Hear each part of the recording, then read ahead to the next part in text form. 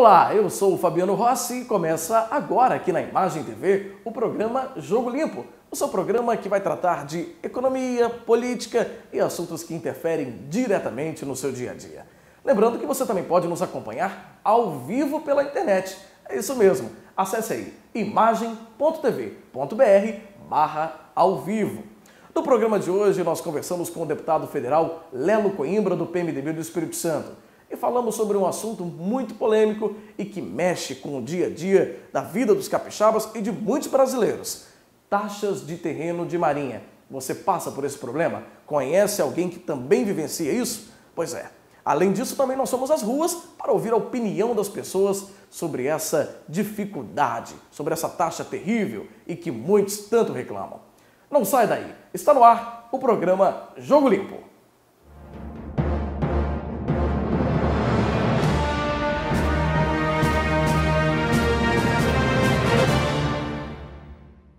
Muito bem, assim como nós anunciamos no início do programa de hoje, nós recebemos o deputado federal Lelo Coimbra, deputado que já foi deputado estadual, deputado federal e também vice-governador do Espírito Santo, com destaque para o cargo de secretário de Educação no primeiro mandato do governador Paulo Arthur, né, esse deputado? Sim, sem dúvida. Uma alegria recebê-lo aqui. Seja bem-vindo ao nosso programa Jogo Limpo. Obrigado, estaremos jogando limpo nesse período. Isso aí, vamos jogar limpo, deputado. Deputado, hoje o nosso programa está tratando especificamente sobre a questão das taxas de terreno de marinha, que é uma luta constante, hoje atinge 100 mil pessoas, 100 mil famílias no Espírito Santo, sendo só em Vitória 75 mil famílias. É um número muito expressivo que atinge muitas pessoas e a gente sabe que é uma população que sofre e reclama muito com essa situação, né? Afinal, é um valor expressivo também de taxa que se paga, né? O senhor participa da comissão que trata desse assunto na Câmara dos Deputados, em Brasília, não é isso? E recentemente nós tivemos uma tramitação em que foi vetada pela presidente Dilma uma redução dessa taxa, não é isso? Isso. Fala um pouquinho para a gente sobre como que foi esse processo dessa tramitação, a discussão desse assunto lá em Brasília. A primeira coisa é que quando você fala que atinge mesmo a população, é porque atinge mesmo. As pessoas recebem no mês de abril, maio, um boleto que corresponde a 2 ou 5% do valor da casa delas, de acordo com a planta atual da prefeitura, e ela é obrigada a pagar. O que ela recebe em troca? Nada, absolutamente nada. Então ela não é um imposto, não é IPTU, que ali está embutida a taxa de lixo, a taxa de iluminação pública, a taxa as coisas de um modo geral que são serviços prestados, ela paga por serviços prestados. Então a taxa de terreno de marinha é uma taxa que todos desejamos e trabalhamos para que ela seja extinta. Ela é antiga, ela é velha, não é porque é velha que ela vai ser extinta, é porque ela não presta e ela não faz bem a ninguém e ela não traz nenhum serviço. Essa taxa ela data já de muitos anos, né? Ela começou... A referência dela é de 1821, que é a linha da água, que eles chamam de linha da pré-mar, e a partir daí você tem uma metragem onde você calcula. Só que com os aterros, com todas essas ocupações metropolitanas, Vitória, nós estamos no lugar onde eu tomava banho quando eu era jovem, que é a Praia de Santa Helena. Hoje você tem um conjunto de prédios aqui à volta que não existiam. Então, isso não era previsto nem imaginável quando essas taxas foram feitas. Isso passa pelo Brasil todo.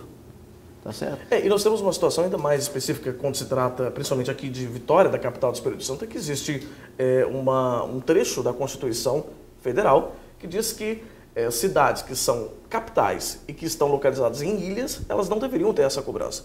Ou seja, a gente conversava aqui antes de começar a gravação do programa, o governo federal está rasgando a Constituição no Espírito Santo, em especial Vitória, com essa cobrança abusiva de mais de 75 mil famílias, não é isso, deputado? Sem dúvida. Aí você veja bem, nós temos 3 caminhos. Nós temos na Câmara e no Senado 19 projetos de lei, mais 5 propostas de emenda constitucional para poder extinguir esse negócio. Não conseguimos. Aí o governo mandou um projeto, que foi a sua primeira pergunta. Esse projeto ficou 1 ano, eu presidi uma comissão, geramos uma proposta, essa proposta foi aprovada, essa proposta foi para o Senado consolidou e aprovou, e a presidente Dilma vetou 3 artigos, que daqui a pouco eu falo sobre eles, que são a base, é o calcanhar de Aquiles desse projeto. Paralelo a isso, nós temos a chamada Emenda 46, que é essa que você citou. A Emenda 46 foi uma proposta de emenda constitucional que foi votada em 2005 que é a chamada Emenda 46, pelo seu número, e ela diz o seguinte, que as cidades que são capitais de estado e que são ilhas costeiras estariam isentas do pagamento da taxa de marinha. Quais são essas cidades? Vitória, Florianópolis e São Luís do Maranhão. São 3 cidades, 3 capitais que têm essas características.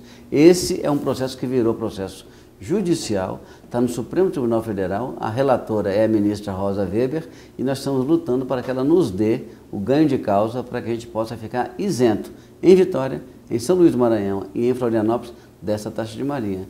Mas nós lutamos muito no projeto de lei, que foi a primeira vez em 40 anos que o Executivo nos manda um projeto. Nós temos lá 19 projetos, mais 5 propostas de emenda constitucional. Isso tudo para pedir extinção. O governo nos mandou uma proposta, ele não quer extinguir. Essa taxa de marinha recolheu para o Brasil, em 2013, 1,50 bi para o Brasil todo. Se esse projeto for aplicado, o recolhimento no Brasil todo seria de 680 a 700 milhões. É uma diminuição importante, não extingue, mas é uma diminuição importante, porque mexe com algumas coisas que são de grande relevância. Mexe, por exemplo, mexe com a taxa de laudêmio, mexe com a taxa de marinha e mexe com uma proposta que nós fizemos, a gente pode conversar um pouco mais tranquilo no outro bloco, mas são coisas importantes. Isso foi para o Senado, foi para Dilma fazer o apoiamento, porque o projeto era deles, foi para fazer a sanção, como a gente chama, e ela vetou. Ao vetar, nos causou um grande transtorno e nós estamos nos organizando para derrubar esse veto no Congresso, que é Câmara mais Senado juntos. Muito bom, deputado. Bom, a gente vai por um rápido intervalo, nossa conversa está boa, a gente está discutindo sobre a taxa de terreno de marinha, né, que é uma preocupação constante da população do Espírito Santo, em especial quem mora aqui na capital do Espírito Santo, capital Vitória, né? A gente vai para um rápido intervalo, na sequência a gente retorna com o deputado federal Lelo Coimbra, falando sobre as taxas de terreno de marinha. Até logo.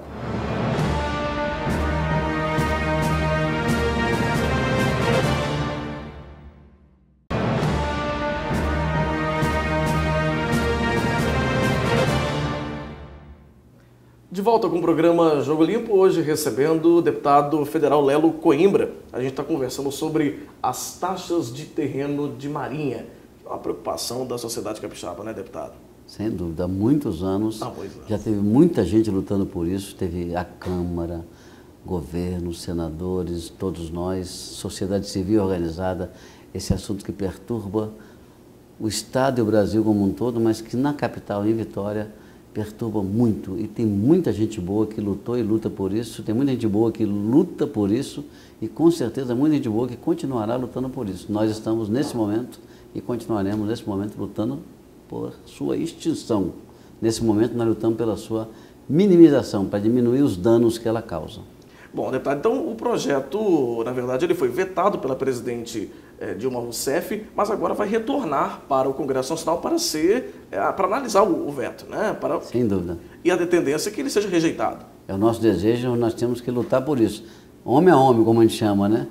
Mulher também, porque lá tem, embora seja um número pequeno, tem mulheres também. Mas nós estamos conversando com os líderes partidários, com os parceiros que a gente conhece há algum tempo, para que eles possam vetar são 3 artigos, principalmente, que a gente quer que vete, porque não tem sentido o governo federal vetar algo que ele mesmo mandou e nós aprimoramos para ser aprimorado e aprovado pela Câmara e pelo Senado. Agora, juntos, a Câmara e o Senado, que formam o Congresso, que vai analisar o veto, nós vamos trabalhar para que ele seja rejeitado. Sendo rejeitado, o projeto fica como nós aprovamos.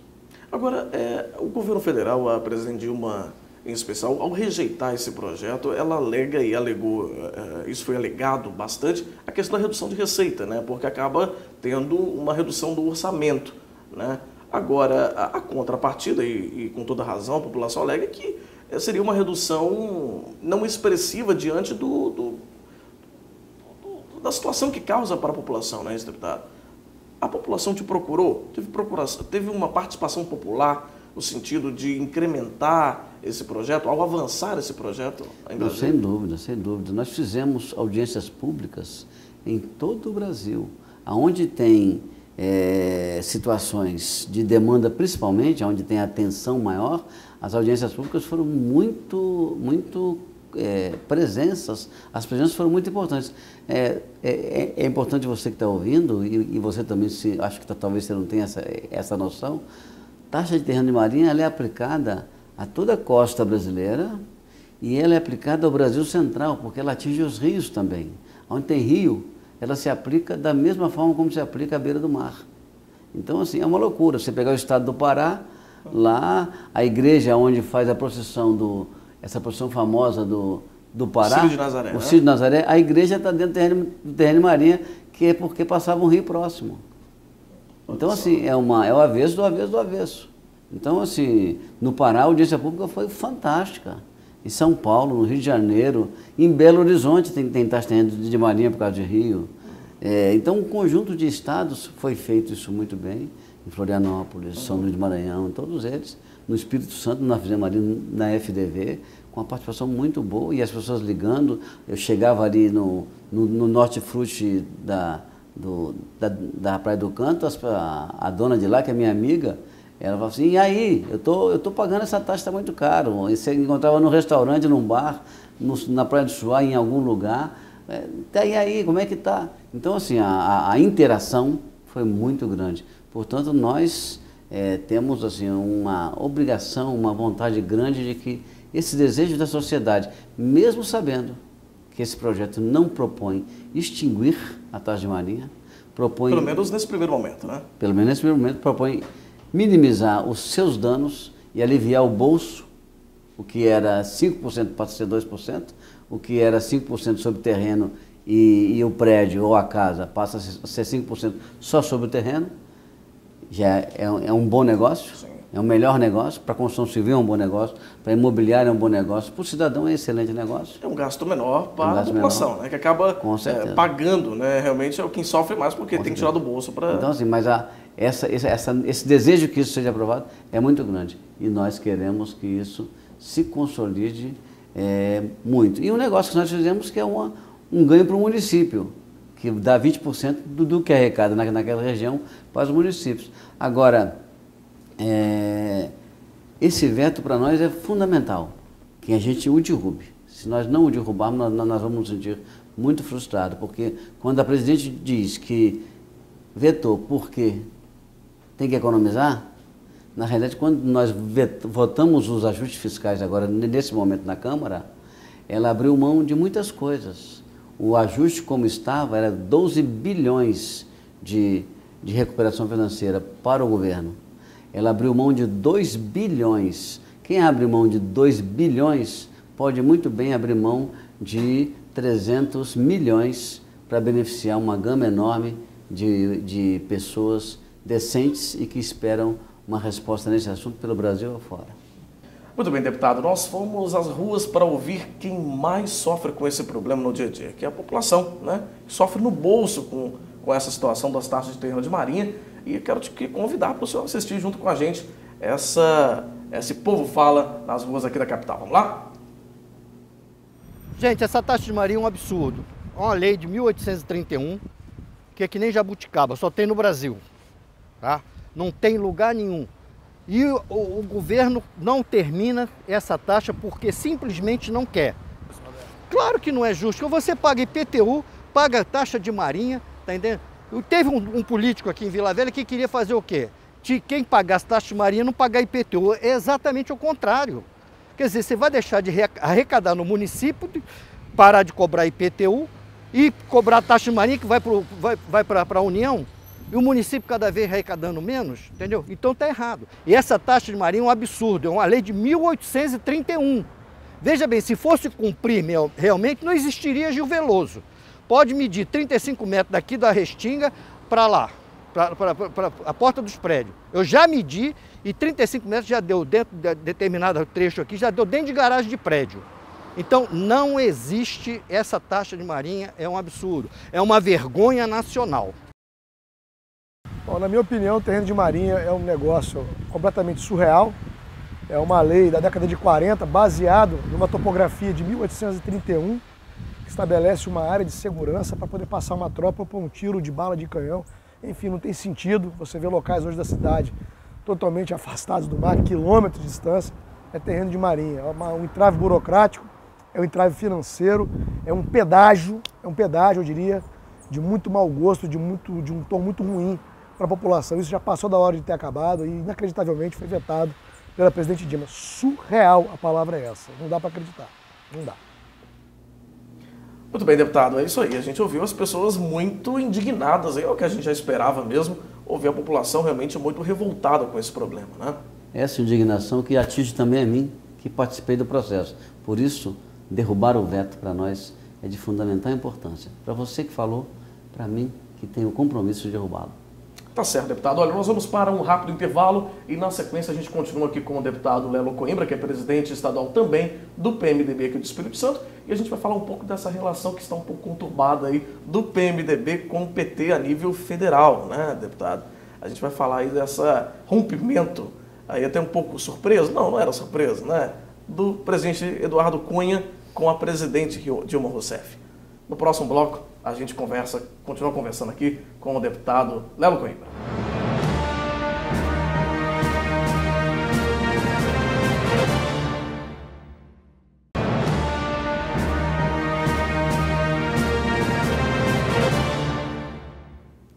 Bom, a gente está de volta com o programa Jogo Limpo, como nós já falamos no bloco anterior, hoje recebendo o deputado federal Lelo Coimbra, que também é presidente estadual do PMDB.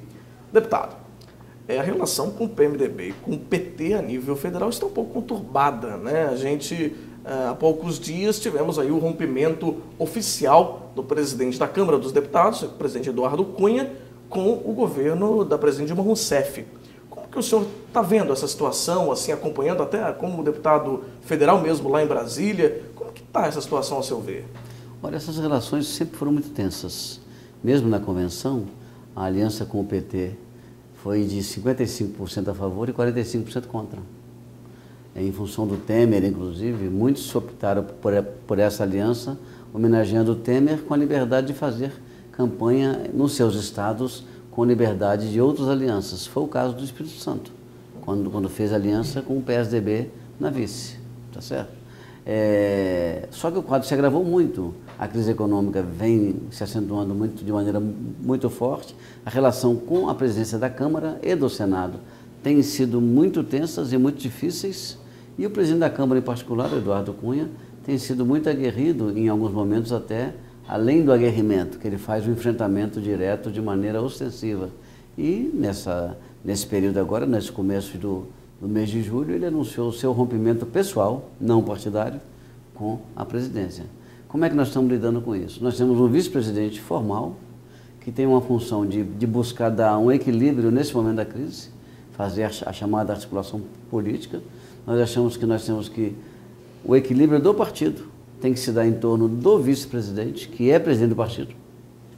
E a nossa intenção é de que esse equilíbrio possa se processar na figura do Michel Temer, enquanto os fatos vão se dando e enquanto a busca de tentar equilibrar a economia vai se processando. O ministro Levi esteve no estado aqui recentemente e nós temos interesse, inclusive, nessa proposta agora próxima que está entrando na Câmara, que é mudar a alíquota, o percentual do ICMS para 4%. Para nós isso é um dano muito grande. Nós temos que trabalhar uma transição ele propõe até 8 anos, nós estamos querendo 12, que para nós é uma transição mais larga que nos permite nos prepararmos para isso. Então nós temos muitas preocupações nesse processo. Então para nós uma transição que possa nos dar proteção é importante. E na política nós temos que ter o equilíbrio. Se tiver em algum momento alguma dificuldade objetiva, algum processo claro, juridicamente claro, que possa implicar a presidência da República quanto aos passivos que foram deixados, seja no campo das eleições junto ao TSE, seja no campo da sua administração com relação ao TCU, nós vamos julgá-lo. Ou outro item, nós vamos julgá-lo processualmente na Câmara. Então esse é um tema que seguirá o seu curso naturalmente e deve ser julgado com prudência e com clareza para a sociedade. Agora, neste momento, a decisão do presidente da Câmara, ela é pessoal e nós temos que tratá-la do ponto de vista do PMDB, numa relação muito própria com o equilíbrio via o nosso presidente Michel Temer. E a crise segue seu curso, nós temos que ter atenção a ela, conversarmos com a sociedade muito, esse é o momento em que a sociedade não pode deixar de nos acompanhar e nós estarmos sintonizados com ela, e seja qualquer que seja o desfecho, essa interatividade, essa conexão com a sociedade precisa ser feita. Agora, o fato da decisão do presidente da Câmara ter se dado, nós também temos que acompanhá-lo, monitorar, porque ele é o presidente da Câmara e tem prerrogativas e tem o protagonismo, ele tem a ação na mão de um conjunto de decisões e de coisas que ele vai colocar na pauta. Vai colocar, como por exemplo, abriu a CPI do BNDES e abriu a CPI dos fundos de pensões. São duas CPIs explosivas, porque o que vem de informação especificamente do BNDES não são coisas boas, é coisas que se equiparam ao Petrolão, à questão da Petrobras. Não é simples, então é um fator de crise importante, precisa a sociedade ter conhecimento de para quem o BNDES emprestou, que está em sigilo, tem sigilo bancário ali, mas tem informações que não são sigilosas e devem ser prestadas ao Congresso e à sociedade, como é que foi os juros, qual foi o formato da negociação, tanto que o presidente Lula está sendo aberta a investigação sobre ele agora por causa das relações que ele estabeleceu e estabelece com empresas como a Odebrecht, nesses países, Cuba, Angola, Venezuela, face a esses processos de financiamento que o BNDES fez, com juros baixos para que obras desses países fossem feitas. Então, essa CPI aí, ela é muito explosiva.